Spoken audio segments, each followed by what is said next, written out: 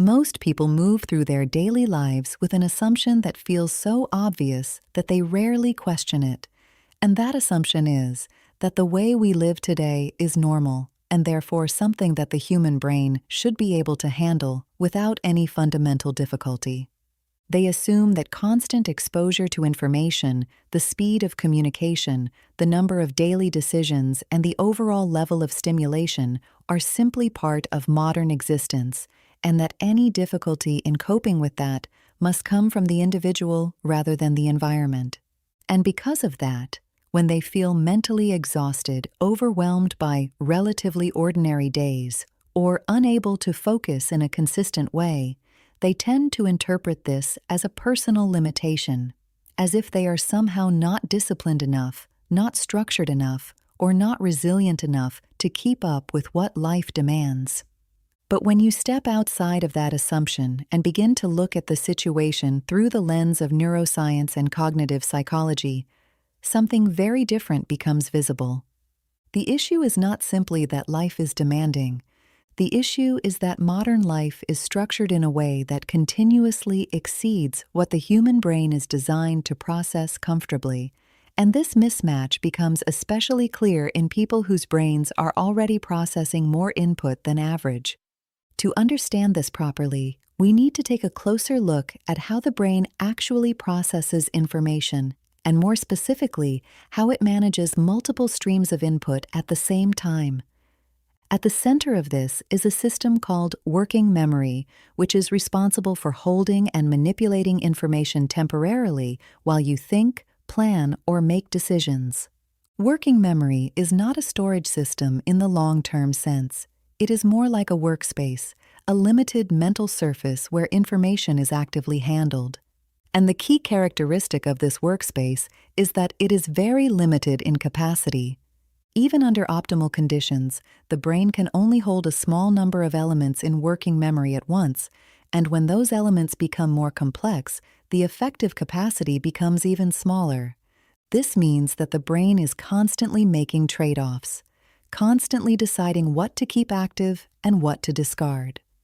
Now, in environments where information arrives at a moderate pace, this system works relatively well. You receive input, you process it, and then you move on to the next piece of information. But modern environments do not operate like that. Instead, they present multiple streams of input simultaneously, and they do so in a way that does not respect the limitations of working memory. Imagine a very simple situation. You are sitting at your desk trying to focus on a task that requires some level of concentration. At the same time, your phone is nearby, and even if it is not actively being used, it represents a potential source of input.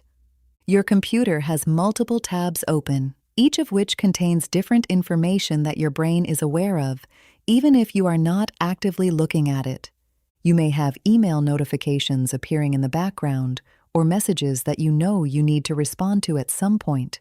There may be background noise or visual movement in your environment, and on top of that, there are your own thoughts, reminders, and internal dialogues. Now, each of these elements may seem small on its own, but from the perspective of working memory, they all occupy space. They all require a certain amount of processing, even if that processing happens at a low level. And this is where cognitive load begins to increase. Cognitive load is not just about how many tasks you are actively performing. It is about how many elements your brain is holding in an active or semi-active state at the same time. And this includes not only external information, but also internal representations, things you are planning to do, things you are trying not to forget, things you are emotionally processing. All of this contributes to the total load on your system. Now, when cognitive load exceeds a certain threshold, something very specific happens. The brain does not simply continue at the same level of performance. Instead, it begins to lose efficiency. Attention becomes less stable. It becomes harder to maintain focus on a single task. Small interruptions have a stronger impact, and tasks that would normally feel manageable begin to feel effortful. This is not a subjective experience in the sense of feeling overwhelmed as a vague emotional state. It is a measurable change in how the brain processes information. And this is where ADHD becomes particularly relevant, because ADHD is not simply about attention in the way it is often described.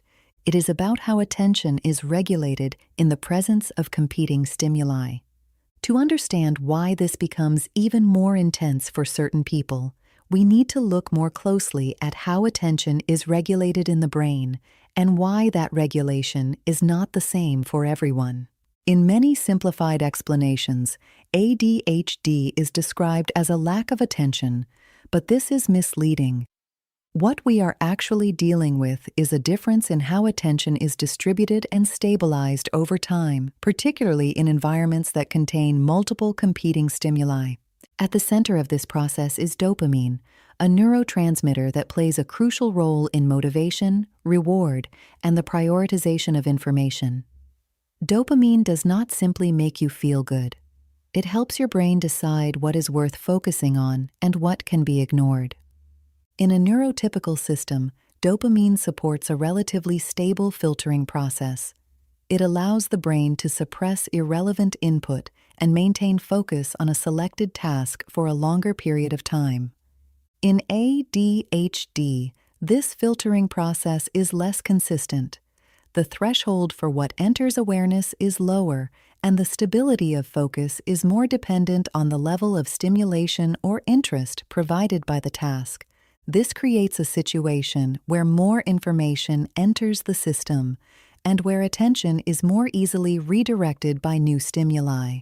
From the outside, this can look like distraction, but from the inside, it is often experienced as an increased volume of input that is difficult to organize. Now, if we combine this with the modern environment, the effect becomes significantly stronger. Because modern environments are not just high in stimulation, they are also designed to capture attention. Notifications, messages, and digital interfaces are optimized to pull your focus repeatedly and unpredictably. For a brain that already has a lower filtering threshold, this means that attention is constantly being redirected, and each redirection adds to cognitive load. There is another layer to this which is often overlooked, and that is the role of novelty. ADHD brains tend to respond strongly to novelty because novelty increases dopamine release. This is why new, interesting, or unexpected stimuli can feel engaging and energizing. But modern environments are filled with artificial novelty. Every scroll, every update, every new piece of content provides a small variation that keeps the brain engaged. This creates a cycle where the brain is continuously drawn toward new input, even when that input is not particularly meaningful. And over time, this constant orientation toward novelty makes it harder to stay with tasks that are stable, repetitive, or require sustained attention.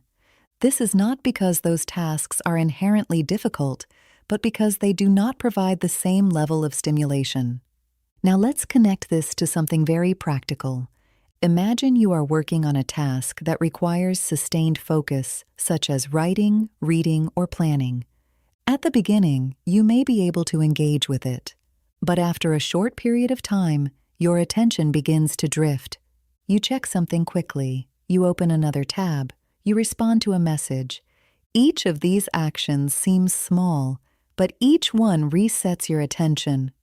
And each time you return to the original task, your brain has to rebuild context.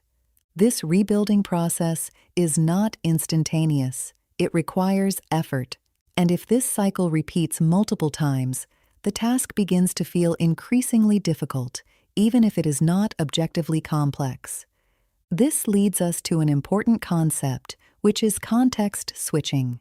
Context switching refers to the mental effort required to move between different tasks or mental frameworks. When you switch from one task to another, your brain does not simply pause one process and start another.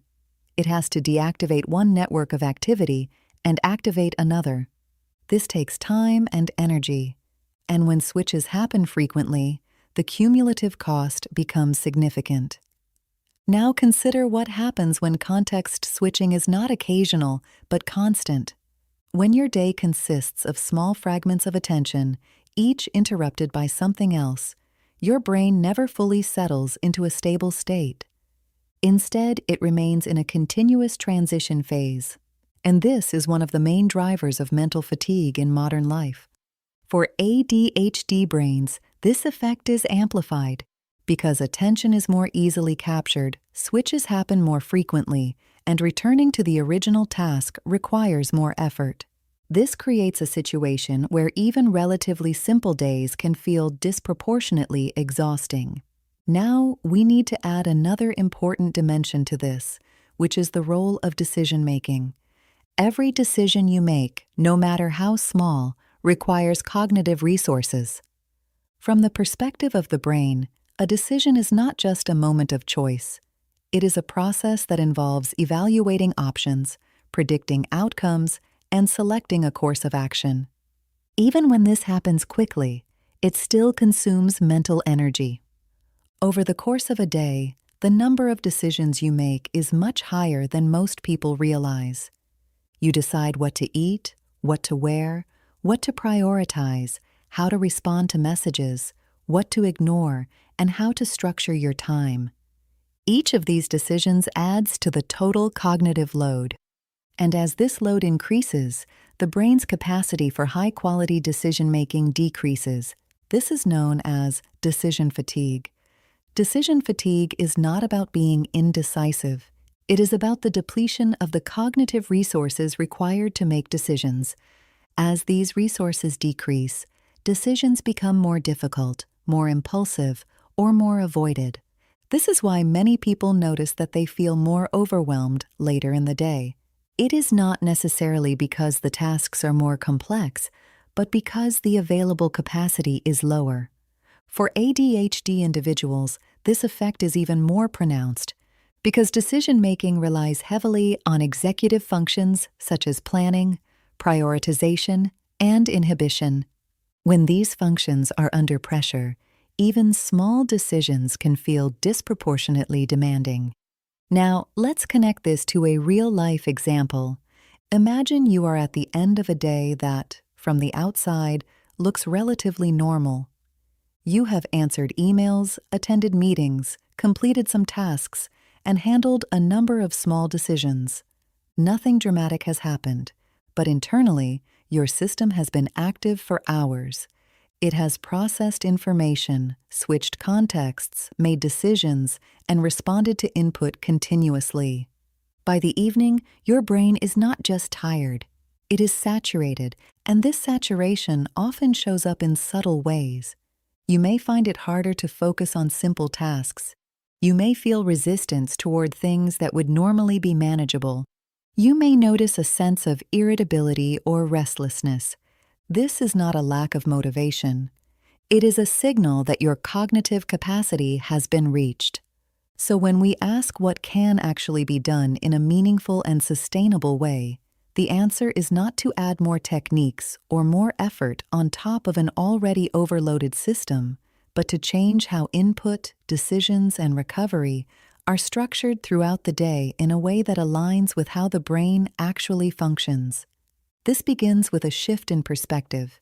Instead of asking how you can manage everything more efficiently, it becomes more useful to ask how much unnecessary load your system is currently carrying and where that load can be reduced without affecting what truly matters. Because one of the most important insights from cognitive science is that performance is not only a function of effort, but also a function of available capacity, and capacity is directly influenced by how much input your brain is processing at any given time. The first practical step is to reduce simultaneous input in a deliberate and consistent way. The brain is not designed to process multiple streams of complex information in parallel, even though modern environments encourage exactly that. What often feels like productivity is in reality a rapid sequence of partial attention, where no single task receives full cognitive resources. A useful way to approach this is to create conditions in which tasks can be processed sequentially rather than in parallel. This might mean working with fewer open tabs, disabling non-essential notifications during focused work, or defining specific time windows for communication instead of responding continuously. The goal is not to eliminate flexibility, but to create periods in which the brain is allowed to fully engage with one cognitive context at a time. When this happens, something interesting can be observed. Tasks that previously felt difficult or draining often become significantly more manageable, not because they have changed, but because the cognitive interference has been reduced. The second step involves managing decision load in a more intentional way. As discussed earlier, decision-making consumes cognitive resources, and these resources are finite. This means that reducing the number of unnecessary decisions can have a direct impact on mental clarity and energy levels. One effective strategy is to externalize certain decisions in advance. Instead of deciding what to eat each day, you create a small set of predefined options. Instead of choosing your schedule spontaneously, you define a basic structure that reduces the need for constant prioritization. This does not remove flexibility, it removes friction. And this distinction is important because friction is often what creates the feeling of mental resistance, even when the actual task is not particularly difficult. The third step is to create what can be described as genuine recovery periods. This is an area where many people unintentionally make a mistake, because what is commonly perceived as rest is often still a form of input. Scrolling through content, watching videos, or engaging with information may feel relaxing in the moment, but from a neurological perspective, the brain remains active. It continues to process, evaluate, and respond to stimuli. Real recovery, in contrast, involves a reduction of input. This does not require long periods of time. Even short intervals can be effective, as long as they create a noticeable difference in the level of stimulation.